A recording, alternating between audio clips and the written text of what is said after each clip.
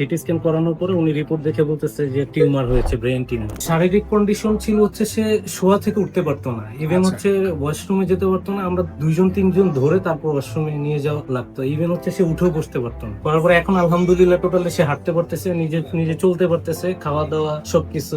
মাত্র 2 সপ্তাহ ওষুধ খাওয়ার পরে উনি হাঁটা চলা শুরু করে দিয়েছে। আসসালামু আলাইকুম, আমি doctor ATM Rezaul Karim, cancer চিকিৎসক হিসাবে কর্মরত আছি গণস্বাস্থ্য হোমিওতে। ক্যান্সার গবেষক অধ্যক্ষ ডাক্তার এস.এম. সরোয়ার স্যারের সহযোদ্ধা হিসেবে কাজ করতেছি গণস্বাস্থ্য হোমিওতে। আজকে এমন একজন পেশেন্টের সামনে বা পেশেন্টের ছেলের সাথে পরিচয় করে দিব, যিনি গত মাসে ট্রিটমেন্ট নেওয়ার সময় একটা অস্বস্তিকর ছিল, ওনার কাছে একটা অনিশ্চয়তা ভাব ছিল যে ওনার মা সুস্থ হবে কিনা। ওনার সাথে পরিচয় হয়নি, ওনাদের অবস্থা সম্পর্কে জানবো। ইভেন 1 মাস ওষুধ খাওয়ার পর কি অবস্থা আছে ওনার কাছ থেকে একটু জেনে নিব।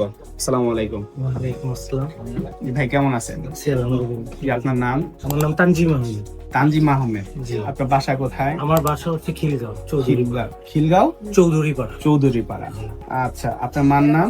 আমার মার নাম চামিলি বেগম। চামিলি বেগম। আপনি যদি বলতেন আপনাদের পেশেন্টের কি হয়েছিল বা আপনার মার কি হয়েছিল, কিভাবে আসলেন, কোথায় ট্রিটমেন্ট করলেন একটু বলেন। সর্বপ্রথম হচ্ছে যে আমার মায়ের তো অস্বস্তি ছিল কিছুদিন, তারপর হচ্ছে ডক্টর দেখাইছি এলোপ্যাথি। তো উনি রিপোর্ট দিছে, তখন আমরা সিটি স্ক্যান করাইছি। সিটি স্ক্যান করানোর পরে উনি রিপোর্ট দেখে বলতেছে যে টিউমার হয়েছে, ব্রেন টিউমার। দেন হচ্ছে ম্যাক্সিমাম ডক্টরই বলছে যে অপারেশন করাতে হবে। তারপর হচ্ছে আমার মা অপারেশন করাতে তার পক্ষে না, রাজি না এক কথায়। তারপর আমি অনলাইন থেকে আপনাদের অ্যাড্রেস পেয়েছি, দেন আমি এখানে আসছি। আসার পর অনেক হতাশ ছিলাম। আফটার 1 মান্থ আলহামদুলিল্লাহ ফিলিংস গুড।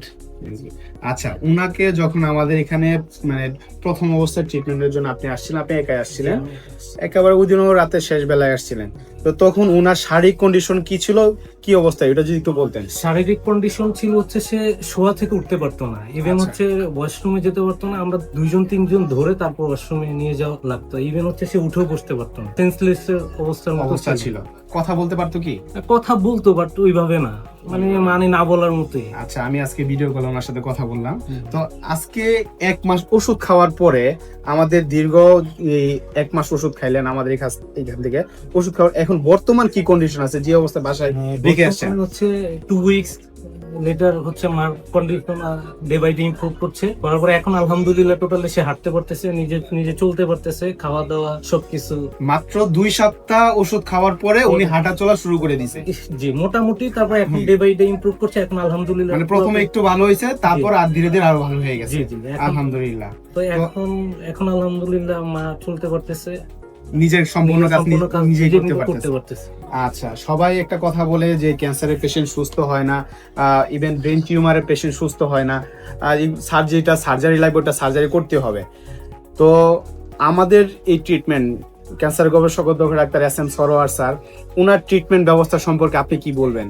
আলহামদুলিল্লাহ আমি স্যাটিসফাই। ইভেন হচ্ছে স্যার আমাকে লাস্ট দিন বলে দিয়েছিল যে আমি খুব আপসেট ছিলাম। তো স্যার বলছে যে ইনশাল্লাহ আপনার মা এই 1 মাসের মধ্যে সুস্থ হয়ে যাবে। তো আমাকে সে আশ্বাস দিছে, ইভেন আপনারও আশ্বাস দিয়েছেন।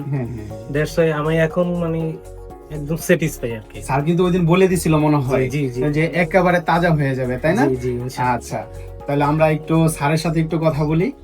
তো এই মুহূর্তে আমি স্যারের সাথে একটু কথা বলে দিয়েছি। আমার পাশে আছে বিশ্বনন্দিত ক্যান্সার গবেষক অধ্যক্ষ এস.এম. সরোয়ার স্যার। স্যার যদি এই বিষয়ে কিছু বলতেন। সম্মানিত দেশবাসী, বিশেষ করে ওনার আমরা শুধু আল্লাহর রহমতে যে সকল ক্যান্সার রোগী একদম গলা থেকে পেনিস পর্যন্ত 4-5টা অপারেশন হয়েছে, ক্যান্সার গবেষক ডাক্তার এস.এম. সরোয়ার লিখলেই প্রায় 5,500-এর ঊর্ধ্বে সাক্ষাৎকার পাবেন যারা সুন্দরভাবে সুস্থ হয়েছে। আমরা বলবো ক্যান্সার হলে আনসার নেই, সে কথার কোনো ভিত্তি নেই। ক্যান্সার সম্পূর্ণরূপে সুস্থ হয়। যে কোনো ক্যান্সার, মাথার চুল থেকে পায়ের নখ পর্যন্ত যে কোনো ক্যান্সারই হোক না কেন, ক্যান্সার বডির যত জায়গায় ছড়ায় পড়ুক না কেন, ক্যান্সার সম্পূর্ণরূপে ভালো হয়। বিশেষ করে যে কোনো ক্যান্সারের ব্যাপারে পরামর্শ নেওয়ার জন্য আপনারা স্ক্রিনে দেওয়া নম্বরে যোগাযোগ করুন। সবাইকে ধন্যবাদ। আসসালামু আলাইকুম।